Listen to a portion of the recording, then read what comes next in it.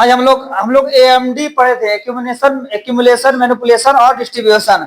उसी का advance version है ये विकअप थ्योरी। रिचर्ड डी विकअप के द्वारा लिखा गया। उन्होंने एक थ्योरी दिया था, वो थ्योरी जो कि उतना ही इंपॉर्टेंट है, वो समझने में, उसकी क्लैरिफिकेशन में कहीं आपको एक्यूमुलेशन, मैनिपुलेशन और डिस्ट्रीब्यूशन में कोई प्रॉब्लम हुआ होगा तो ये जो चैप्टर है ये आपको उतना ही क्लियरिटी दिलाएगा। सबसे पहले क्या है कि रिचर्ड डी विकअप थ्योरी क्या है। एक ऐसा थ्योरी है जिसमें मार्केट के सीक्रेट जो है वो हम समझ सकते हैं, वो हम जान सकते हैं कि क्या हो रहा है मार्केट में, क्या चल रहा है और क्या चलने वाला है। ट्रेडर थे, बहुत महान ट्रेडर थे। उन्होंने देखा, जब लंबे समय तक मार्केट में रहे तो उन्होंने देखा कि मार्केट को किस तरह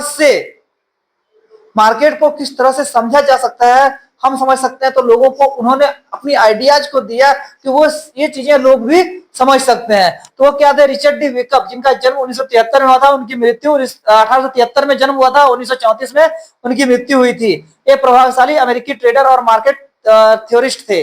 उन्होंने अपने जीवन काल में मार्केट की गहरी समझ विकसित की और एक ऐसी थ्योरी बनाई जो आज भी उतना ही इंपॉर्टेंट है जितना उस समय उनके लिए इंपॉर्टेंट था। आज हम लोग जो कुछ भी पढ़ रहे हैं, ये सब चीजें जो का आविष्कार जो है विदेशों में बहुत पहले हो चुका था। हम लोग कैप्निस कैंडलस्टिक पैटर्न पढ़ रहे हैं, कब का 1870 1871 में उसका किताब सारा लिखा जा चुका था।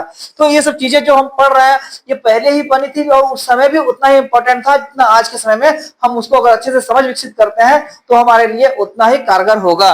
हाँ, सप्लाई डिमांड हम लोगों ने पढ़ा है। वो मानते थे कि मार्केट में कहाँ सप्लाई हो रहा है, कहाँ डिमांड बढ़ रहा है। इस चीज को अगर हम समझ गए तो हमको ट्रेडिंग की बहुत सारी समझ हमारे अंदर ऑटोमेटिक विकसित हो जाते हैं, जो हम लोग एसएमसी, स्मार्ट मनी कहते हैं। हम लोग आज के टाइम में उसे स्मार्ट मनी की भाषा में समझते हैं। स्मार्ट मनी कौन हुआ?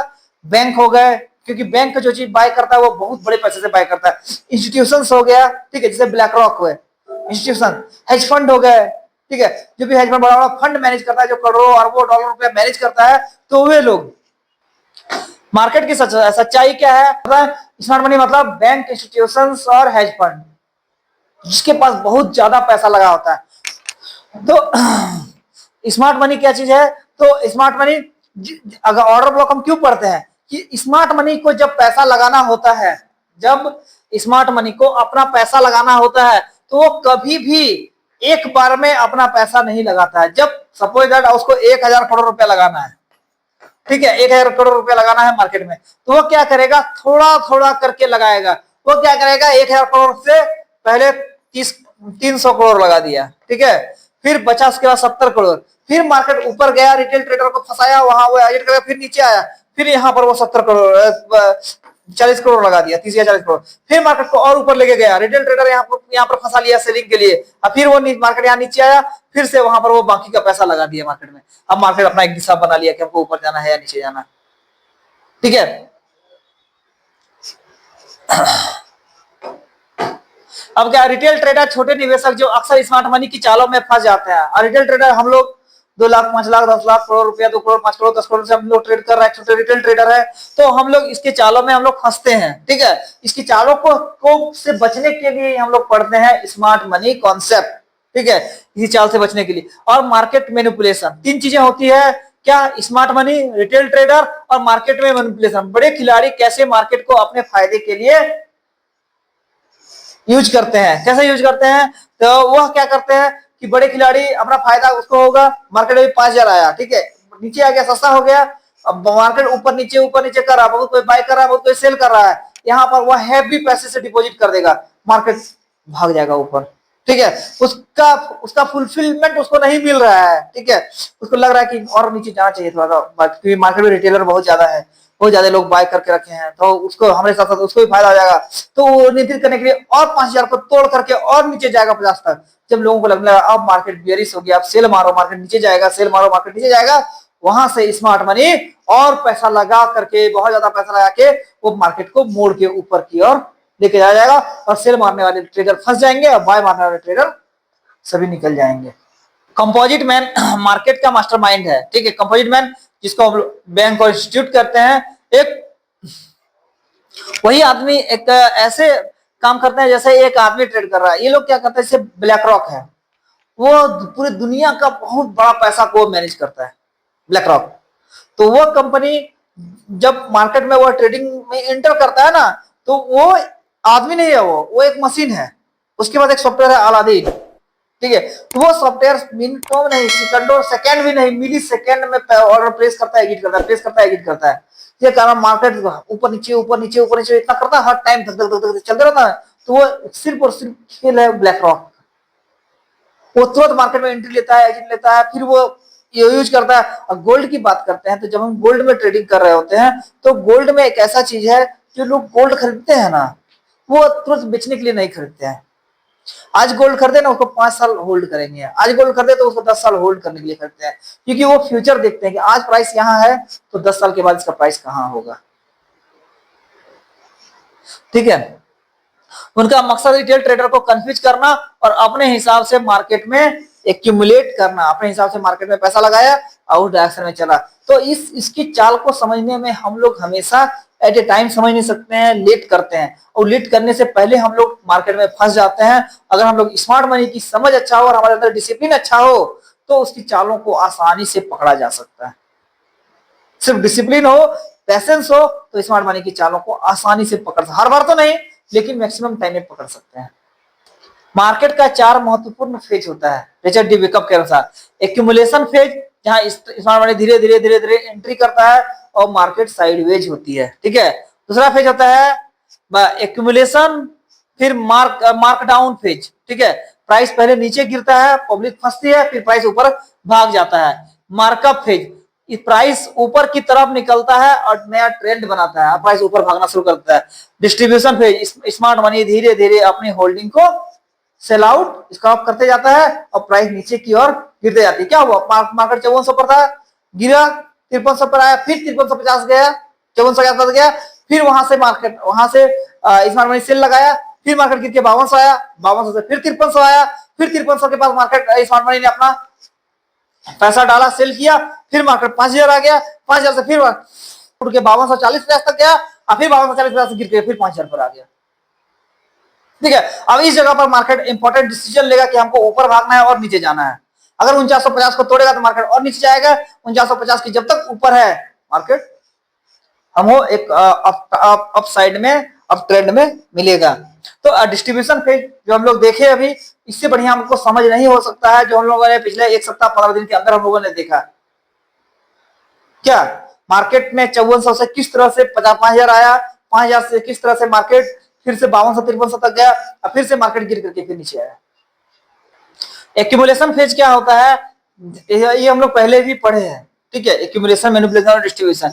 मुख्य विशेषता क्या है, स्मार्ट मनी धीरे धीरे खरीदारी करता है, प्राइस साइडवेज मोमेंट में रहता है। हमको दिखता है कि प्राइस ज्यादा मूवमेंट नहीं करता, $10-15 $20 का मूवमेंट ऊपर नीचे कर रहा है। वॉल्यूम बढ़ने लगती है, रिटेल ट्रेडर को लगता है कि मार्केट बोरिंग है और वह बाय सेल करने लगता है। यही वह समय है जहां स्मार्ट मनी, बड़े खिलाड़ी जो होते हैं, चुपचाप अपना पोजीशन धीरे धीरे बना लेता है कि हमको किस और जाना है मार्केट। डिस्ट्रीब्यूशन फेज क्या होता है, डिस्ट्रीब्यूशन फेज जहां पर चालाकी से मार्केट जो है, चालाकी से मार्केट में सब लोगों को, अभी युद्ध का माहौल था, ठीक है। पूरे दुनिया में लग रहा था कि वर्ल्ड वार हो जाएगा, इतना ईरान इजराइल पर इस तरह से युद्ध चल रहा था, लग रहा था कि मार्केट पार कर जाएगा, आगे जाएगा, सब लोगों को लगा, सभी रिटेल ट्रेडर को लगा ऐसा। लेकिन स्मार्ट मनी चुपचाप वहां पर सेलिंग कर दिया कि सब लोग, दुनिया के लोग बाय कर रहे हैं, स्मार्ट मनी सेल कर रहा है, प्राइस नीचे गिरते जाना है। और बहुत ज्यादा भीड़ रहेगी, स्मार्ट मनी हमेशा उसका उल्टा चलेगा। जब लोगों को लगेगा कि प्राइस बहुत ज्यादा बड़ा हो गया है, अब यहां से सेल जाना चाहिए, प्राइस वहीं से गिरना शुरू होगा, ताकि हम ट्रेंड को पकड़ नहीं सकें। पब्लिक भ्रम की स्थिति में आती है, रिटेल ट्रेडर को लगता है कि ट्रेंड ऊपर ही है और ऊपर ही रहेगा, जैसा कि हम लोगों ने देखा कि प्राइस ऊपर ही जाएगा, हम लोगों को लग रहा था, लेकिन प्राइस नीचे गिर गया। अंतिम परिणाम स्मार्ट मनी एग्जिट कर जाता है और मार्केट गिरना शुरू हो जाता है। रिचर्ड डी विकअप थ्योरी के मौलिक नियम क्या है, प्राइस जो है डिमांड और सप्लाई के कारण मूव करता है। तो हम लोगों ने पढ़ा कहां पर डिमांड होता है, कहां पर डिमांड बढ़ती है, कहां सप्लाई। अभी $500 नीचे है, तो इसलिए इस जगह $600 नीचे है, तो इस जगह डिमांड बढ़ेगी गोल्ड की, सप्लाई नहीं होगा, ज्यादा बड़ा सप्लाई नहीं होगा, ठीक है। यह मार्केट का सबसे बुनियादी बेसिक सिद्धांत यही है कि प्राइस जब सस्ता होता है, डिस्काउंट पे मिल रहा है, जो चीज हमें 5600 पर मिल रहा था, वो चीज हमें मिल रहा है कितना में, 5000 पर, तो डिस्काउंट पे मिल रहा है ना, यहाँ हमें बाय करनी चाहिए, ठीक है। Law of cause and effect, जितना बड़ा एक्यूमुलेशन होगा, जितना बड़ा प्राइस ऊपर जाएगा, उतना बड़ा डिस्ट्रीब्यूशन भी होगा, उतना बड़ा मार्केट नीचे भी आएगा। क्या कॉज एंड इफेक्ट था कि हम लोगों ने कुछ दिन पहले क्या देखा कि मार्केट 4000 से उठ करके सीधा चला गया कहां, 5600 से गिरना शुरू हुआ, 2 दिन में जाके 4400 आ गया था, फिर 4400 से उठा तो फिर 5000 के ऊपर आया।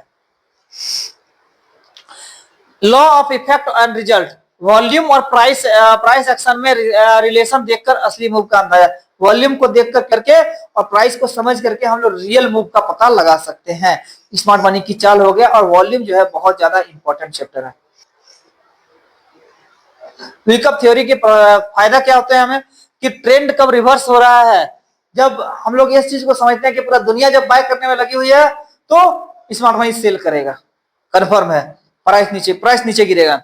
और स्मार्ट मनी की एक्टिविटी क्या है, आप समझ सकते हैं कि स्मार्ट मनी एक्यूमुलेशन कर रहा है या डिस्ट्रीब्यूशन कर रहा है, जिससे आप एंट्री और एग्जिट ले सकते हैं। अगर आपको समझ में आ जाए कि प्राइस यहाँ से गिरने वाला है, एक्यूमुलेशन हो गया है, उसका वॉल्यूम को देख लिए हम, और मार्केट में देख रहे हैं कि पूरी दुनिया का जो भीड़ है बाय पर लगी हुई है, तो स्मार्ट मनी उस जगह पर कंफर्म है कि वो सेलिंग पोजीशन बनाएगा, वो बाइंग पोजीशन नहीं बनाएगा। और अभी तक लोगों को लग क्या रहा है, लग रहा है युद्ध चल रहा है, प्राइस ऊपर जाएगा, लोग बाय कर रहे हैं, लोग कंटिन्यू बाय कर रहा है, स्मार्ट मनी कंटिन्यू सेल कर रहा है, उनके पैसे जो रिटेल ट्रेडर का पैसा उड़ रहा है। सपोर्ट रेजिस्टेंस को हम लोग आसानी से पकड़ सकते हैं, और ये इस लेवल को मार्क करना कि हमारा कहां सपोर्ट है। अभी क्यों हमने बोला 80 आया, 20 से 30 के बीच गया, फिर 80 आया, फिर 20 से 30 के बीच गया, और 30 को तोड़ के जाएगा तो फिर 50 जाएगा, फिर 20 आएगा, 50 जाएगा, फिर 20 आएगा, 20 को तोड़ेगा फिर 5000 जाएगा। मार्केट इसी तरह से सप्लाई और डिमांड की जोन में चलता है। अभी क्या 80 से 5000, 20 या 5000, क्या 80 हो गया सपोर्ट, डिमांड, और 5000 20 क्या हो गया supply, demand supply, demand supply, यही चल रहा है मार्केट में।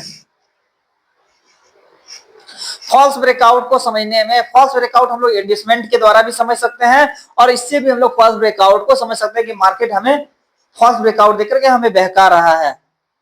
हमारी सीमाएं और चुनौतियां क्या है, इसको समझना थोड़ा कॉम्प्लेक्स है। विगिनर है, जो आप लोग नए ट्रेडर हैं, इसको समझने में थोड़ा कंफ्यूज कीजिएगा, लेकिन चार्ट को देखिएगा, थोड़ा प्रैक्टिस कीजिएगा तो यह आसान हो जाएगा। ठीक है, इसको हर टाइम, और एक चीज है कि हर टाइम इसको हम यूज नहीं कर सकते हैं। हर टाइम यूज करने के लिए कुछ टूल्स हमें चाहिए, जैसे इलियट वेव, आरएसआई और मूविंग एवरेज के साथ हमें इसको मिला के यूज करना है। इलियट वेव आप लोगों को नहीं पढ़ाया है, आरएसआई पढ़ाया है, मूविंग एवरेज भी पढ़ाया है, ईएमएफ 50, ईएमएफ 200।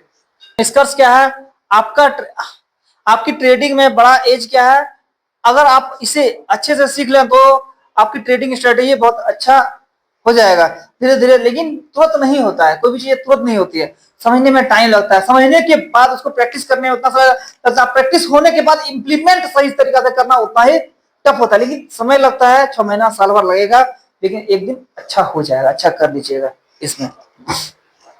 हाँ, ये भी बात सही है कि अभी जो पैसा लगाएगा वो पैसा कमाएगा, लेकिन अभी जो पैसा लगा के जो पैसा कमाएगा वो पैसा 6 महीना तक कंटिन्यू रख पाएगा, इसकी गारंटी नहीं। अब मार्केट का पर्सपेक्टिव क्या है, स्मार्ट मनी की चाल को समझने की कोशिश करनी चाहिए। स्ट्रेटेजिक एडवांस, और हमारी स्ट्रेटेजी जो हम बनाएंगे उसको एडवांस में हमें स्ट्रेटेजी बनाना है, कौन सा स्ट्रेटेजी हमारे लिए अच्छा है, क्या हमको समझ में आ रहा है, और तब हमको ट्रेड को एक्सिक्यूट करना है, तब हमको ट्रेड से निकलना है।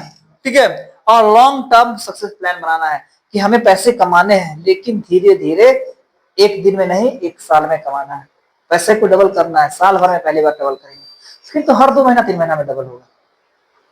मार्केट में टिके हुए रहेंगे तो हमेशा डबल होगा पैसा, लेकिन 1 साल में पैसा आराम से धीरे धीरे कीजिए, 3 महीना में पैसा डबल हो जाएगा, लेकिन टारगेट 1 साल का रखिए। देखिए, आप ट्रेडिंग भी सीख लेंगे, और अगर 1 महीना का टारगेट रखेंगे तो 1 महीना पैसा कवर हो जाएगा, लेकिन आप ट्रेडिंग जीवन में नहीं सीख पाइएगा, एंटायर लाइफ ट्रेडिंग नहीं सीख पाइएगा। 1 बार डबल होगा, 2 बार डबल होगा, लेकिन लास्ट में घर और सब बिक जाएगा, क्योंकि हम सीखे नहीं ना। हमारी लर्निंग जितनी स्ट्रांग होगी, हमारी अर्निंग उतनी स्ट्रांग होगी। हम जितना मेहनत से पढ़ाई करेंगे, हम उतना अच्छा रिजल्ट करेंगे एग्जाम में, लेकिन हम अच्छे से पढ़ाई नहीं करेंगे, धोखा देंगे दुनिया को, माँ बाप को, सबको, अपने आप को धोखा देंगे, और रिजल्ट कहां से हो पाएगा, कभी नहीं हुआ आज तक किसी का।